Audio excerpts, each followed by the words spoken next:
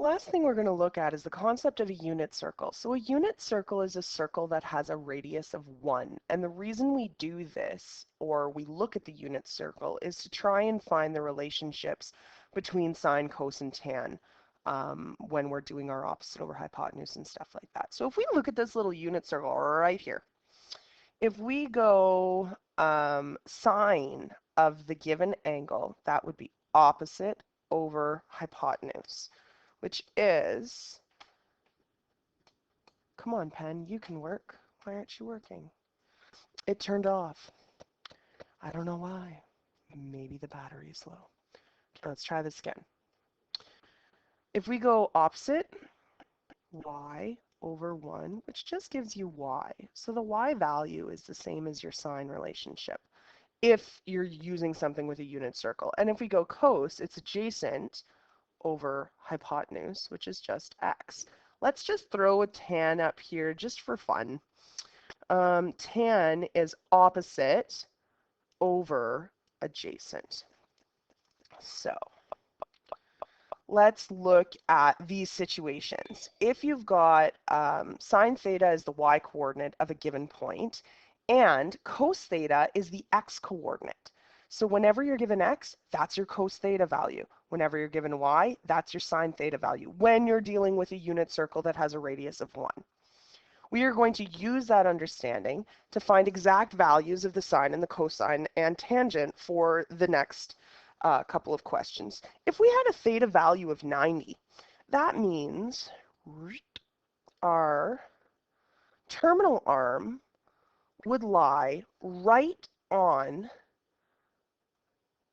oh, that was supposed to be a line, would lie right on our y-axis right up here. Boom. That's a 90-degree angle. So our terminal arm would come to rest right here. And because the hypotenuse or the radius of this terminal arm is 1, it means it would be at 0, 1 is our coordinate. My phone is going bonkers. Turn it off. Okay, so that means, based on our information up here, the x value of this coordinate is the cos relationship. The y value of this coordinate is the sine relationship.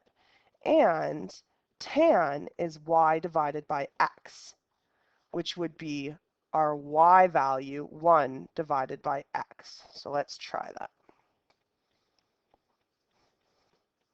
Our sine value is our y value, which is 1. Our cos value is our x value, which is 0. And our tan value is y divided by x, 1 divided by 0. What happens when you divide by 0? The world blows up. Not possible. This is an asymptote. Okay, we've got a vertical asymptote that exists right there for just the tan relationship when we get into graphing. Yes, we are going to graph these, kids, and get ready. It's fun. Let's do 180. Where would our terminal arm, do a line this time, don't screw up again. Terminal arm would be there if we did 180-degree theta value. 180 degrees. Okay, that would bring us, with a radius of 1, would have an x value of -1 and a y value of 0. That's where that point would lie if we're dealing with a unit circle. So sine of this is our y value. Cos of this is our x value. And tan is our y value divided by our x value. This exists. If you've got anything other than 0 in the denominator, you do get a value. So 0 divided by -1 is 0, and that's allowed to be a value for tan. And that's all we had to do for that one. So apply special triangles using this relationship, or sorry, unit circles, radius of 1, using our triangle relationships, SOHCAHTOA, and understanding that because of this situation here, any given point on a unit circle, the x value stands for the cos, the y value stands for the sine, and then you can figure out tan from that because that's y divided by x.